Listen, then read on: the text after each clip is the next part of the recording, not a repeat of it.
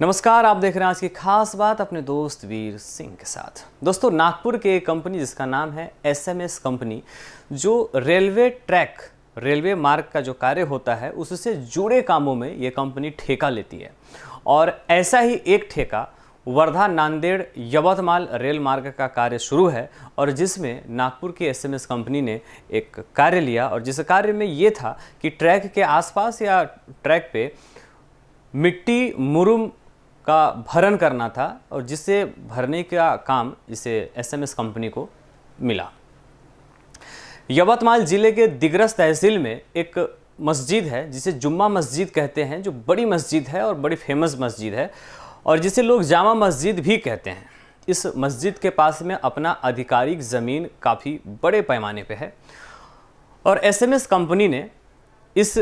जुम्मा मस्जिद के यानी कि जामा मस्जिद के जो ट्रस्टी हैं उनके साथ में एक एग्रीमेंट किया, एक करारनामा किया और जिस करारनामा में कहा गया कि जो आधिकारिक ज़मीन मस्जिद की है उस मस्जिद से ये खनन करेंगे यानी कि मिट्टी लेंगे और रेलवे का जो कार्य शुरू है, ट्रैक का काम शुरू है, उस पे ये उस मिट्टी को रखेंगे। मस्जिद ने ईमानदारी पूर्वक अपना एग्रीमेंट किया, सब कुछ किया, लेकिन SMS company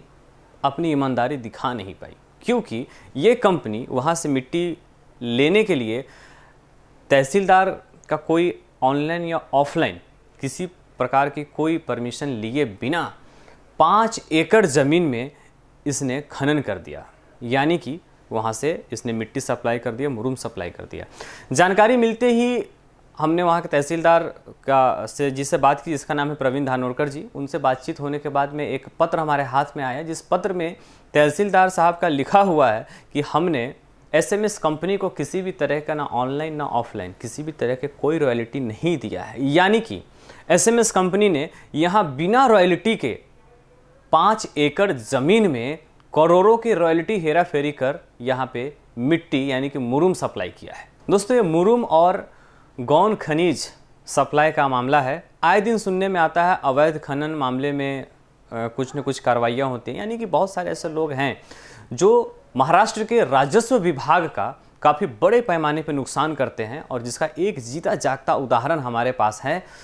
SMS company Nagpur की। सबसे बड़ा सवाल ये उठता है कि आखिर इतने बड़े पैमाने पे अवैध खनन करने की हिम्मत एसएमएस कंपनी जैसे लोगों को कैसे प्राप्त होती है? आखिर इनके पीछे किनका हाथ होता है कि जो इस प्रकार से राजस्व को करोड़ों का चूना लगाते हैं, अवैध धंधे करते हैं और लोगों के सामने अपनी अच्छी प्रतिमा होने की विशेष रूप से ये दिखाते हैं कि हम अच्छे लोग हैं और ईमानदारी से काम करते हैं, लेकिन असलियत एसएमएस कंपनी नागपुर की आपके सामने हम लेकर आए हैं। आखिर बिना रॉयल्टी, बिना परमिशन के इतने बड़े मात्रा पे भ्रष्टाचार दिग्रस तहसील में किसके आधार पे, किस आधार पे एसएमएस कंपनी ने किया है, ये सारी जानकारी आने वाले अगले एपिसोड में हम लेकर आएंगे। अगले एपिसोड में हम आपको ये भी बताएंगे कि आखिर मस्जिद ट्रस्टी के साथ एसएमएस कंपनी की क्या करारनामा हुआ था और एसएमएस कंपनी ने क्या कारनामे किए हैं। इसकी जानकारी लेकर हम अगले एपिसोड में आप तक आएंगे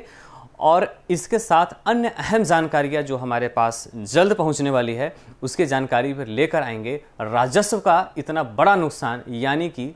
देश के, इस महाराष्ट्र प्रदेश के हर एक व्यक्ति का नुकसान माना जाता है।